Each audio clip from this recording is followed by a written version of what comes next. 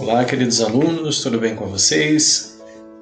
Estamos aqui para mais uma aula, aproveitando esse tempo, já que a gente não tem aula presencial, para que nós possamos aí continuar com o nosso conteúdo. Tenho certeza que você tem acompanhado as aulas aí do Centro de Mídias, então essas aulas são complementares, já que o nosso conteúdo é extenso e nós estamos tendo aí praticamente uma aula no Centro de Mídias por semana, Então, principalmente você, aluno do terceiro ano do ensino médio, que está pensando aí no Enem, tantas coisas, então nosso conteúdo tem que seguir, certo? Então vamos lá, a primeira aula que nós tivemos aí, a distância que eu gravei foi a respeito do reino, o reino Monera, das bactérias, e agora nós vamos para o próximo reino, Então é o reino do protista ou protoctista, então das duas formas está correto. Então nós vamos ver quem faz parte desse grupo, quais são os seres vivos que fazem parte e as características deles. Vamos lá. Então o reino protista, ele tem algo que especifica eles. Então quando a gente falava lá do reino Monera, o reino Monera, que é das bactérias, então são seres unicelulares e seres aí que bem simples. Então a gente falou a respeito das características. Está em dúvida, veja lá a nossa aula, veja lá. Mas agora dos seres protistas ou protoctistas, uma das características que eu vou colocar aqui para vocês é a principal, que difere já, que eles são eucariontes, Então, aqueles indivíduos lá do reino Monera eram procariontes, células simples, sem núcleo organizado. Agora nós estamos falando dos primeiros seres eucariontes, possuem um núcleo organizado. Então aí já difere. Por que o protista não está lá no reino Monera? Reino Monera, procarionte, e no protista, eucariontes. Diferença. Bom, vamos lá. Temos dois tipos de representantes principais. Então divide em dois. Então o reino protista, característica que determina e diferencia tudo, eucarionte, diferencia do reino Monera. Dois indivíduos, quem são? Então as algas, que vai fazer parte, e os protozoários, por isso protista, protozoário. Vamos lá. Então nas algas, antes eu coloquei aqui uma célula eucarionte, desculpa. Vou colocar também, dar uma olhadinha nessa célula eucarionte 3D que eu coloquei para vocês agora.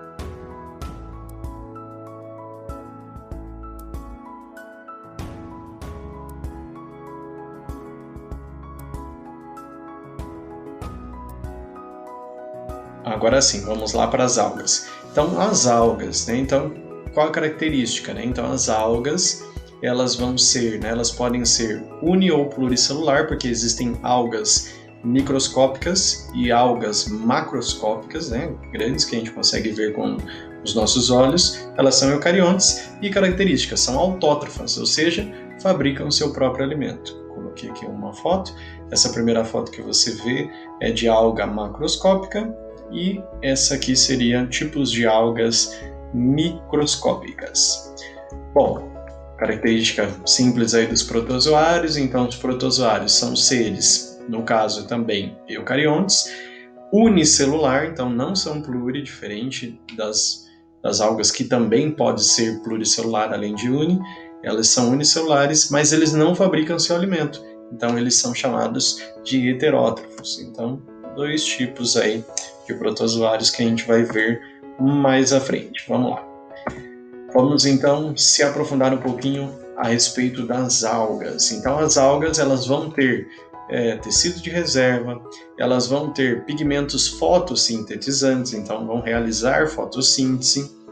E aí muitas dúvidas, mas por que não está no reino vegetal? Por causa da simplicidade, por causa que para se tornar uma planta, lembrando da questão de evolução que a gente vai ver no terceiro bimestre, a vida surgiu na água, e sim, as algas, elas têm um ancestral comum de plantas, então a gente vê isso, só que existem diferenças aí que são da simplicidade de pigmentos, que é algo mais complexo, não dá pra gente falar aqui, mas quem sabe um dia a gente consiga conversar sobre isso. Então as algas estão, devido à sua simplicidade celular e várias outras coisas, questão de organelas e muitas situações. Mas ela vai ter pigmentos fotossintetizantes, vai ter o tecido de reserva, que a gente está vendo aí, uni ou pluri, e macroscópica ou microscópica. Vamos ver alguns tipos agora. Antes, porém, desculpa, a reprodução. Então, a reprodução, colocando aqui, reprodução ela pode ser assexuada ou sexuada. Então, de maneira simples, a primeira que eu coloco aí é uma divisão, né, chamada divisão binária, que a célula se divide em dois, isso é assexuado. Também essa que é assexuada, que é chamada de zoósporo, né, que é tipo um brotamento que ocorre, e a assexuada, que seria a troca de material genético, ciclo haplobionte. Então você consegue observar aí o que seria essa mistura, né? E lembrando, quando a gente fala de reprodução, pensando em conceito biológico, a reprodução sexuada ela leva uma vantagem devido à variabilidade genética, porque pensa comigo, e é importante porque eu já vi muitas perguntas de vestibular nesse sentido. Uma das coisas que favorecem a vida e a espécie perdurar por muito tempo é aquilo que a gente chama, o conceito em biologia de variabilidade genética. Quanto mais indivíduos diferentes da mesma espécie, com variedades genéticas diferentes, é mais fácil eles se adaptarem a ambientes diferentes e numa situação de emergência, alguma coisa nesse sentido, alguns vão morrer, mas outros vão pré-existir. Agora imagina, uma reprodução assexuada é um ser que se divide em dois, então é um clone, uma clonagem. Então esse é igual a esse. Se todos forem iguais, se um ficar doente, outros ficam também.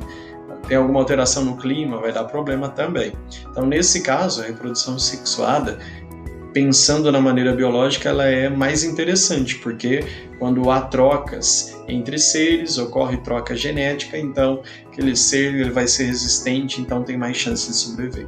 Bom, vamos voltar para a aula. Agora sim, vamos falar um pouquinho dos tipos de alga.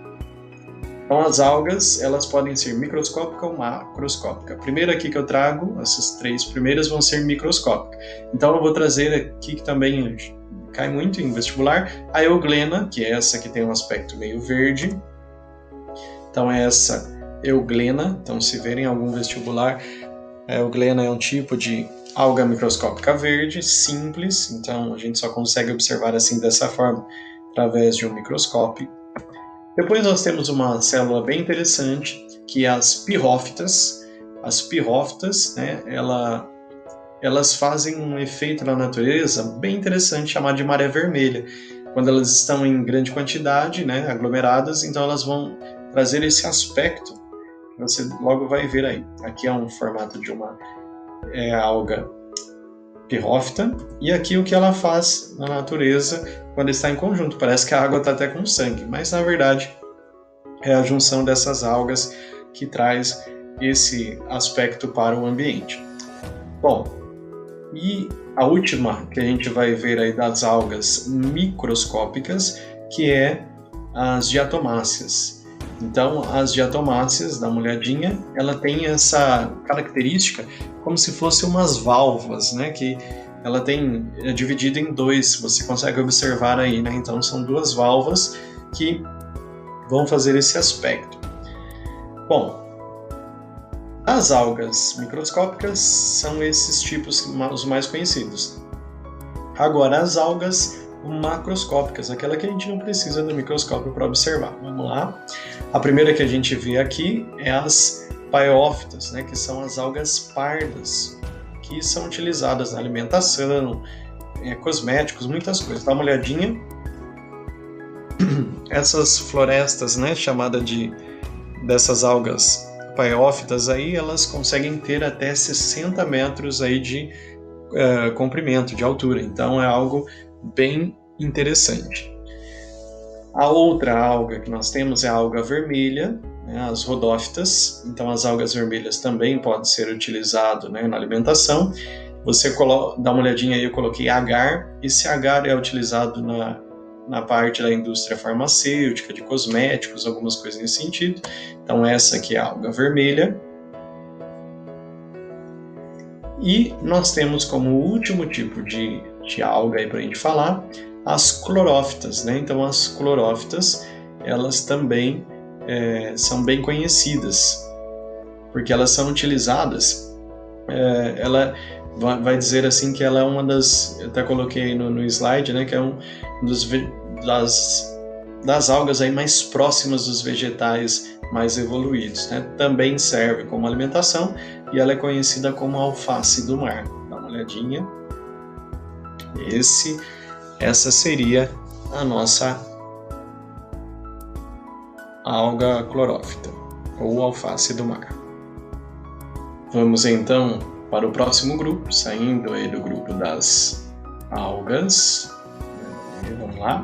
Para o grupo então dos protozoários. Então vamos falar um pouquinho das características gerais. Então os protozoários, eles são eucariontes. No caso, eles não são autótrofos, então eles são heterótrofos. Podem ser, viver de vida livre, ou eles serem parasitas, causar doença, a gente vai falar um pouquinho a respeito disso. São encontrados água doce, ambiente úmido ou água salgada também. Agora vamos lá para o próximo. Como que eles são classificados? Então a gente tem 4 grupos e eles são classificados de acordo com a estrutura de locomoção deles. Então vamos lá para o primeiro. Então o primeiro que a gente vai ver aí é os risópodes. Então risópodes, eles possuem um negócio que chama pseudópodes. Você que talvez já viu lá em português um pseudônimo, né? O autor que ele escrevia com um nome falso, né? Pseudo significa falso, pseudofruto, enfim. Então, pseudópodes, podes é pé, pseudo falso. Então, eles têm falsos pés. Então, é uma estrutura mole que vai com esses falsos pés se locomovendo para que ele possa sair do lugar, né? Então, eu tenho um exemplo aqui para vocês. A Entamoeba estolística, que causa disenteria, mas um exemplo também bem conhecido seria a ameba. Então a ameba também seria um protozoário aí, né, do tipo dos risópodes. Vamos lá para o próximo. O próximo então é o grupo dos flagelados. Então eles vão se locomover por flagelo, tipo um rabinho ali que ele tem, de uma maneira assim bem mais simples falando. Então exemplo aqui eu trouxe a figura da giardia lamblia, né, que vai causar a doença giardíase, tricomonas, né, tricomaníase, né, então alguns seres aí conhecidos e principalmente esse é bem conhecido, Trypanosoma cruzi. Você vai falar cruzi, né, o que está acontecendo? Mas na verdade o Trypanosoma cruzi, ele é bem conhecido por causa de uma doença, né, mais comum na região norte do nosso país, mas também a gente encontra alguns casos aqui na região sudeste, que é a doença de Chagas, né? Então, o Trypanosoma cruzi é um protozoário que está dentro do barbeiro, né, que é o mosquito. Então, como que funciona? Esse protozoário, esse barbeiro, ele vai sobre a pele da pessoa, ele acaba defecando na pessoa, a pessoa não percebe, muito pequeno, e isso causa coceira.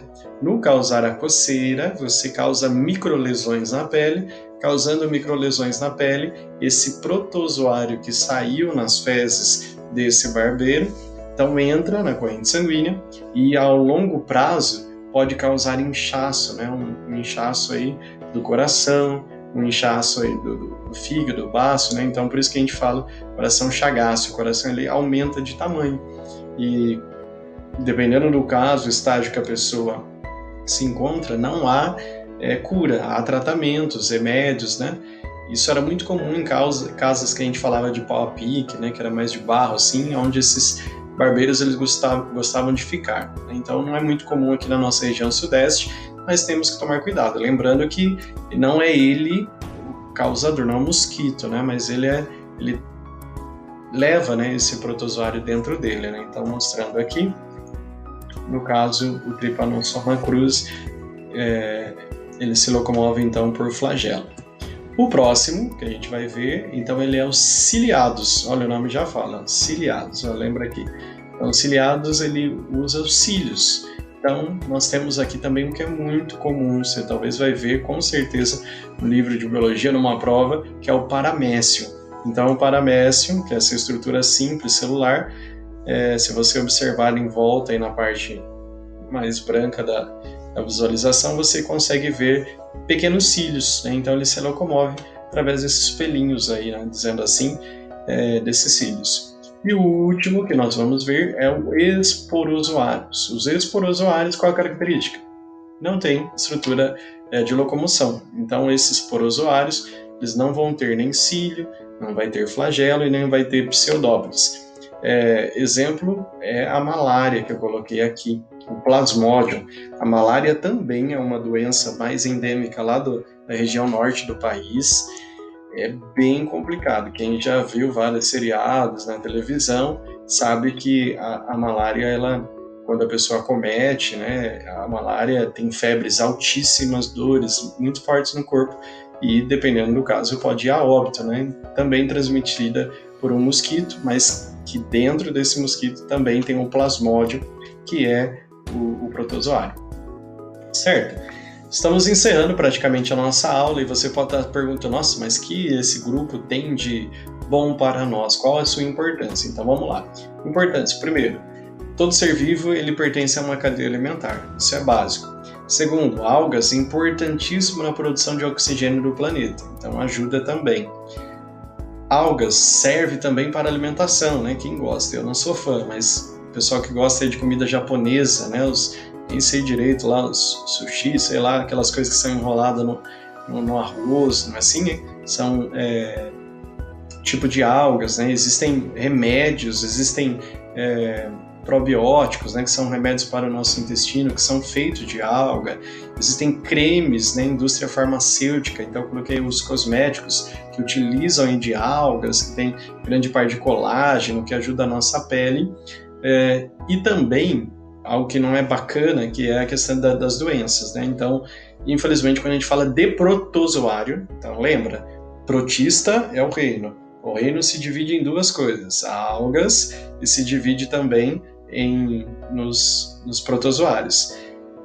Algas é bacana, pode servir de alimento, tudo, né? Cosméticos, enfim, várias coisas. Protozoário, para nós seres humanos, tem a ver com doença, então não é algo muito agradável. Então, quando se fala do protozoário em si, é problema, é malária, é doença de Chagas, é outras doenças aí que existem, né, elefantíase e outras coisas. Não deu tempo de colocar, não dá para colocar aqui que é muito extenso, né, giardíase, um monte de coisas que pode sim causar alguns problemas aí graves e sérios. Então a gente tem que tomar cuidado e muitas dessas situações são às vezes por falta de higiene, às vezes são por lugares, né, que são menos favorecidos. Então a gente tem que tomar sempre nossa cautela e cuidado. Certo, pessoal? Então estamos encerrando aqui, concluindo. Então, Reino Monera já liquidamos, Reino Protista liquidamos. Logo mais aí estarei colocando também sobre o Reino Fungi, que é o reino dos fungos, certo? E aí a gente se aproxima aí das plantas e dos animais, que daí vai ficar muito mais fácil, muito mais interessante, porque é algo que vocês têm mais conhecimento, ok? Façam as atividades, continue acompanhando as aulas do Centro de Mídias, que complementam tudo que a gente está vendo, e a gente se encontra aí na próxima aula. Obrigado, valeu galera, até mais.